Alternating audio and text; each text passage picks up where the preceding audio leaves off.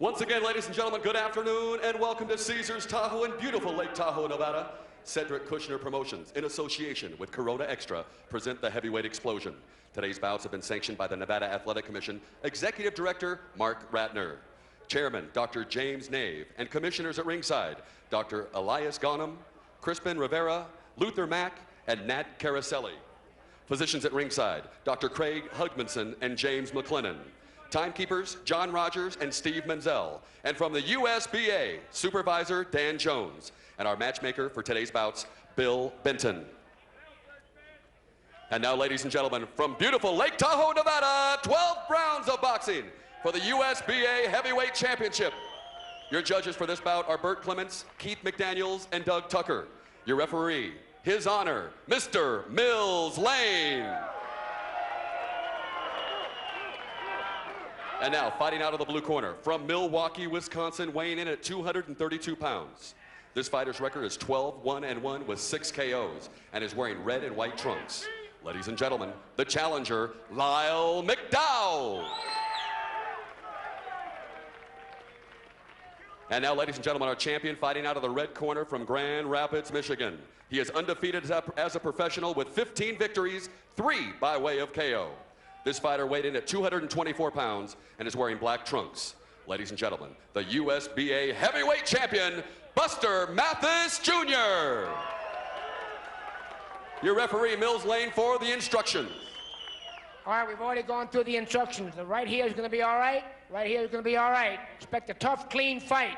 Protect yourself at all times. Any question from the challenger? Any question from the challenger? Let's get it on. Tell the tape quickly as you see a 2-inch reach advantage for Lyle McDowell. He is a couple inches taller and weight just about 8. No standing 8 count, 3 knockdown rules in effect, 10-point must system, and of course you can say by the bell only in the last round, and only Mills Lane will be stopping this fight if indeed it must be stopped. Round number 1 scheduled for 12 USBA Heavyweight Championship. Buster Mathis Jr. and Lyle Iceman McDowell, center ring at Caesars Tahoe.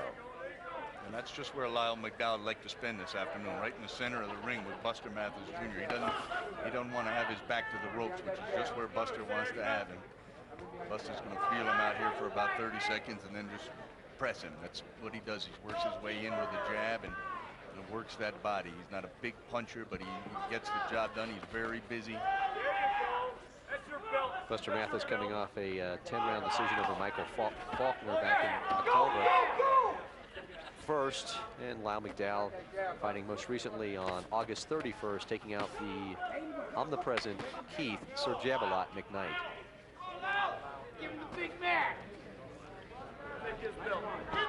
Yeah, this is the range that McDowell wants to be. He don't want to be on the inside. He wants to be able to get that right jab out there and touch Buster with it, and then drop that straight left hand in on it. That's his bill of fare here today. That's what he'd love to do. He's a nice boxer, moves around, got good balance. Buster's going to try to shorten up that distance and work on the inside. That's his office. McDowell out of Milwaukee, Wisconsin, fighting only for the second time here in the state of Nevada. Rolls in. By the way, he is hoping today will be an early birthday present. He turns 25 on Sunday. So he said the win today would certainly make the birthday party go a little easier. Yes, real good fighters coming out of Milwaukee recently. Jim Mates, Gerald McClellan, the WBC middleweight champion of the world. Terrific puncher. One of the more exciting fighters in the sport today. Now went a little south with a left uppercut to the body. But here, this is where they want Buster in there working. You hear his corner telling him. Pressure, pressure. Trying to get inside. Nice move by McDowell to pivot out. Lyle says he likes his overhand left as far as being the power punch. 6 knockouts and 12 wins. You see Mathis trying to get inside, work the body, just keep his nose on the chest and pressure, pressure, as Bob mentioned. Mills Lane stepping in. Certainly one of the most renowned referees in the sport today. Mills always does a good job, even if you do notice him every once in a while. Good straight left hand by McDowell. No damage. Heisman just kind of flipping that right hand out there. End of round number 1. Mathis McDowell for the USBA Heavyweight Championship. Very evenly matched round. McDowell had some certainly some nice movement in there.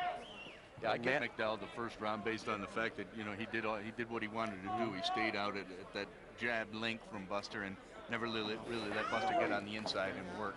But if Buster's ever had any problem, it was in the early rounds of these fights where he's, you know, establishing himself and getting comfortable with his opponent. All right. Okay. You get ready for the uppercut. You can get stuck to the first round. That's what he's doing. Especially in the first See round. Nelson Hernandez in there giving advice to his fighter. Just remain standing in between rounds. Your thoughts on that? Don't like it at all. I mean, I think the guy should take advantage of every minute of rest that he's allowed to have, and that these guys stand up early, and then, you know, at the end of the fight they have to sit down because they're tired. I think it gives their opponent an advantage of seeing that he's made them have to sit down. Round 2 scheduled for 12, and looks like Buster Mathis got a little go-go juice there in the corner between the first and second rounds and trying to pressure right off the bat. It's, you know, it's hard when a guy like Buster gets on you like this because this is his fight. He's used to being in here, and you're not. You know, you're not used to fighting on it. There's no room to punch for McDowell. You know, he can't get any leverage on his punches, whereas Buster's in there working. And you know, you see McDowell trying to land a sweeping uppercut, but there's just no room to land those punches. And Buster shows little short, compact punches and gets the job done with him there. McDowell tries the arching overhand left hand, but didn't work that time. But this is just, you know, to train for this pressure, you know, you got to get a pro-type Mathis to work you like this. Actually, you got to get 2 or 3 of them, and when one gets tired, you got to let the other one in there because he's used to this. You know, good Buster's exchange. used to this. Good exchange.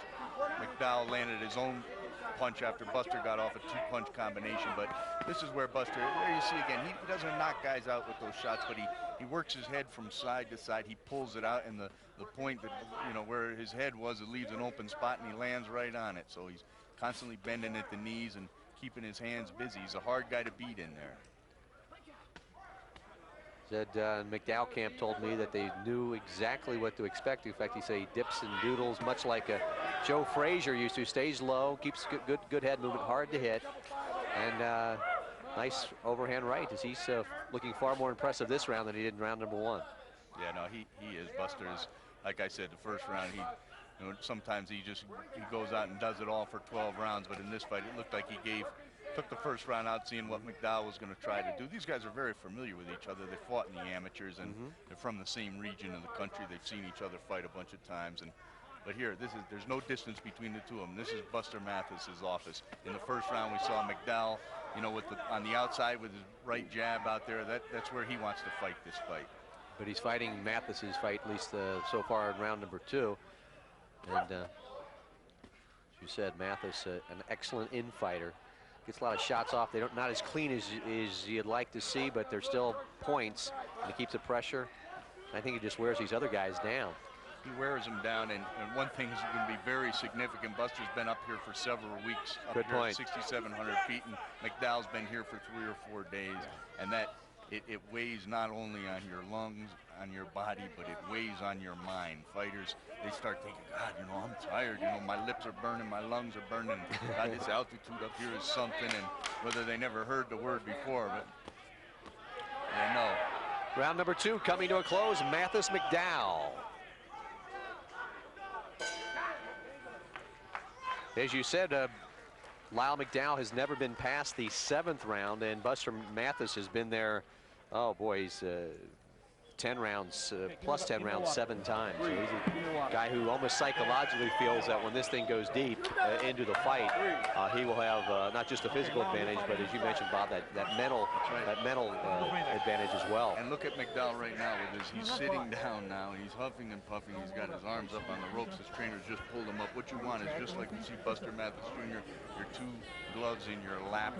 You know, not. Ladies and gentlemen, that is Erica. Those upper ropes with the lat, the gas is building up in there. So, you know, a small set-piece battles being won by Buster Mathis Jr. early in this fight. Nelson Hernandez doing the talk between rounds 2 and 3.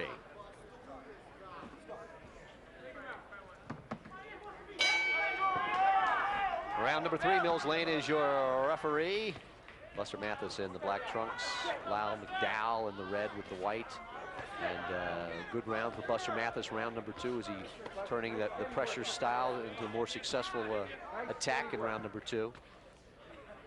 He's, Buster's into the flow of what he wants to do now. He gets very low and he bends, and McDowell, he's really, he's got to try to make something happen. He cannot sit. So many times we see Buster Mathis in the Terrell Biggs fight, the various, good wins that he's had, Levi belts. He wears them down. He gets them into, where they're comfortable laying in there with him, and that's his office. And you can't fight him from in there. You can't get any leverage there. He had a little bit of leverage. McDowell, he threw a couple of nice combinations, but in here, this is Buster's office, and he's getting his work done. Not big punches, not hurting the guy, but taking him completely out of his game plan there and doing what he wants to do. We mentioned Buster Mathis Jr. record after some good, excellent infighter. Nice straight right hand where he got some room on it.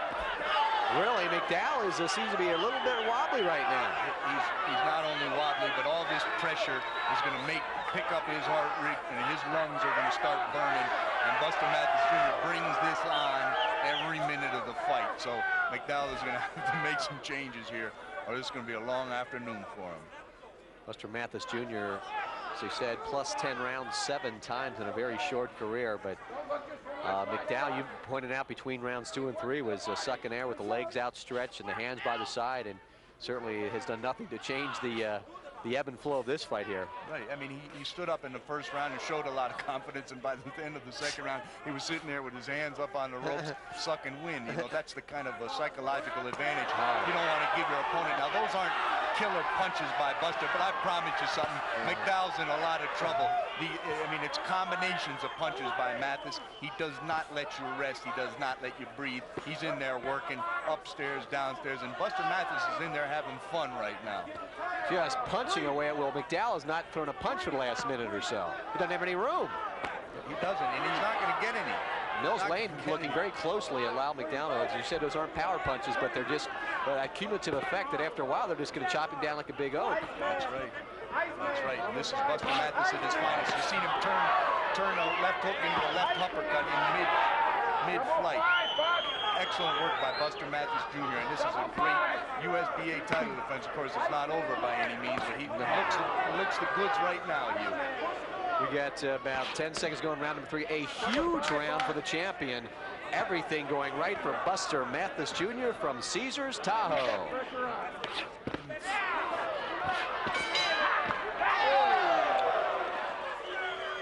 A little extracurricular activity by Buster Mathis Jr. One for the folks back home, maybe one for Dad back in Michigan. Look at where Lyle McDowell's arms are up on those up there on the top rope. They're cutting off his circulation, every other thing. Buster's right in his lap where they're supposed to. Let's hear it for Sydney.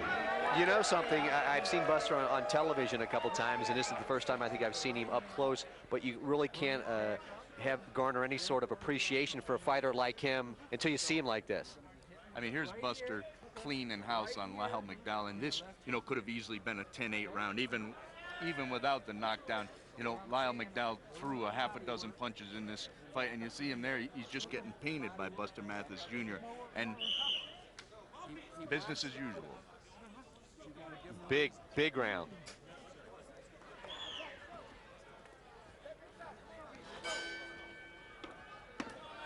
We saw the absolute very best at Buster Mathis in round number 3, and he comes out smoking in round number 4.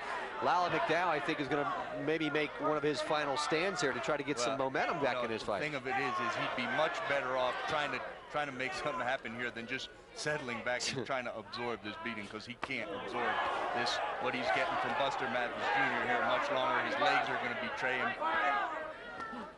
Buster Mathis Jr. is, as we said, age 24. Actually, one time weighed over 300 pounds. Yeah. Mathis dropped about 100 to be a professional boxer. And he, you know, Buster will never be body beautiful. You know, I'll get out of we've had here. him before, and he's worked so hard, but you know, he's like a poster child. I mean, he's never going to be Charles Atlas looking, and that's what a lot of people love about heavyweights. See a guy chiseled in stone with a build like Adonis, but you know what you got is a guy with a heart. Lyle McDowell, so much determination. Lyle McDowell is hurt. Let's hold. He goes down. Big right hand by Buster Mathis Jr.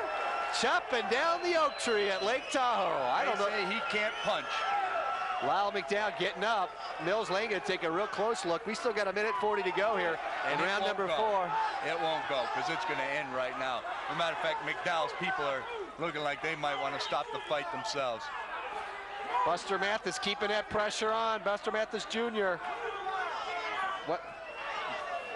Mills Lane looking real close. Real close.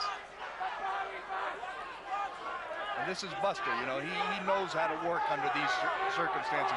McDowell's people are telling him he's tired. He's tired. He is definitely backpedaling again, and Buster just keeps the pressure on. Buster Mathis Jr. just doing a number on Lyle McDowell. Oh, that body shot.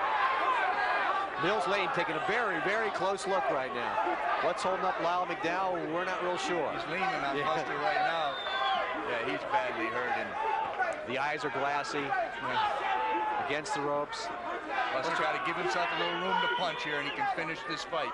He's tired too because he's been doing an awful lot of work in there. He throws a lot of punches for a heavyweight. A lot of punches.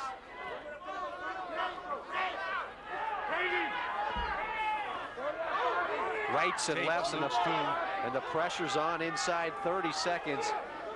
McDowell holding on. Mathis keeping the pressure on. Yeah, both guys are tired right now, and they should be because there's Buster. He's huge round for that arcing right hand.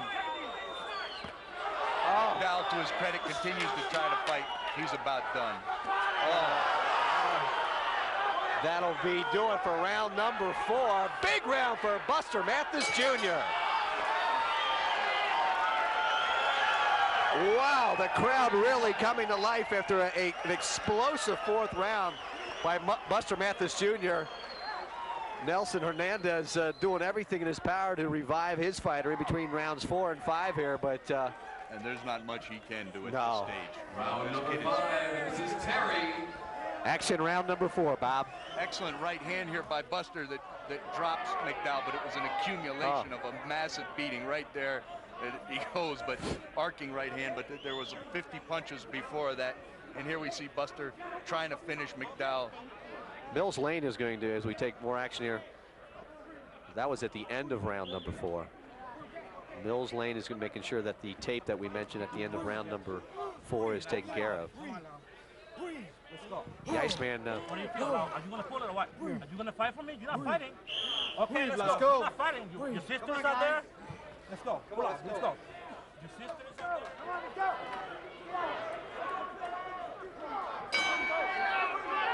Round number 5 as we see Buster go right back to work, and I think Mills Lane will probably not let this one go too much. The mouth is open. Oh, it's nice right hand by McDowell. McDowell's, showing a lot of heart here, but just taking a pounding. The physical pounding that he's taken there, his legs have betrayed him, and he's going to be hard pressed to last through this round. The hands are down by the waist. There's no mustard on those punches whatsoever. Big right hand rocks Lyle McDowell. The Iceman looking for a place to land, it looks like. Big shots. Big right hand to the body by Buster. Buster just doing a number inside. McDowell trying to punch his round. That's it. That'll do it. Mills Lane has seen enough. About 45 seconds into round number 5. Buster Mathis Jr. retains his USBA heavyweight championship with a 5th round stoppage of Lyle Iceman McDowell. He'll up his professional mark to 16-0 with only his 4th professional knockout. A very impressive performance here at Caesars Tahoe. Buster Mathis Jr., as we mentioned, not a body beautiful by any means, but Buster Mathis Jr. certainly doing the job on Lyle Iceman McDowell. Wyatt. Thank you, man. And they come over and embrace each other on a terrific effort by the champion. Here comes the final shots landed by Buster Mathis Jr. As you see, McDowell just holding on pure grit right now. The overhand right. Mills Lane, the incomparable Mills Lane, stepping in and stopping it. Here's another angle on this onslaught by Buster Mathis Jr. Mills Lane after that right hand. Bob Principe has the official stoppage. Ladies and gentlemen, we have a TKO in 46 seconds in the 5th round. And winner, and still champion, Buster Mathis Jr. Very impressive performance. Buster Mathis Jr. going to 16-0 and continuing to climb the ranks in the heavyweight division. And Lyle, the Iceman McDowell, will head back to Milwaukee, Wisconsin with his first loss in over 2 years. Very, very impressive performance here at Caesars Tahoe on Heavyweight Explosion, and it was an explosive effort by Buster Mathis Jr. Bob Spagnola has the victor. I'm here in the ring with Buster Mathis Jr.'s first defense of his USBA heavyweight title. How you feel, Bus? I feel wonderful. You know, I train hard. You know, I stay focused. You know, I got that Riddick Bowe thing out of my mind. You know, I'm ready to stay focused on my boxing career and be champion of the world, making a lot of money.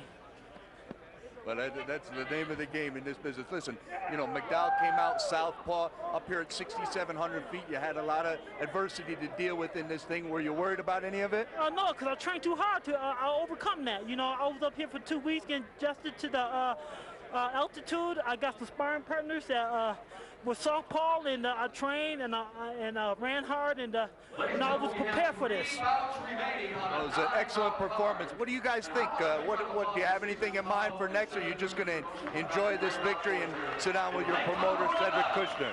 You know, I think Cedric Kushner is probably one of the best promoters in the world. You know, I like to say Cedric Kushner's production is #1. Just remember that.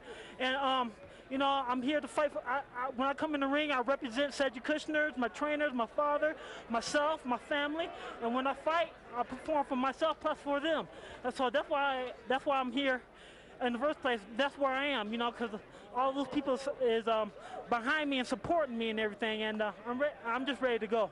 All right, hey, listen, excellent performance. Your finest as a pro, as far as I'm concerned. Back to you at ringside. Congratulations, Buster.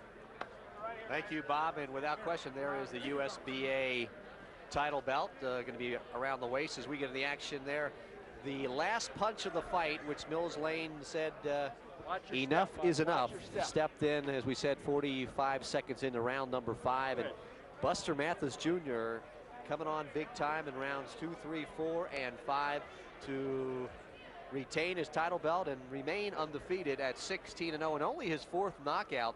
So certainly a lot of people didn't think that he has the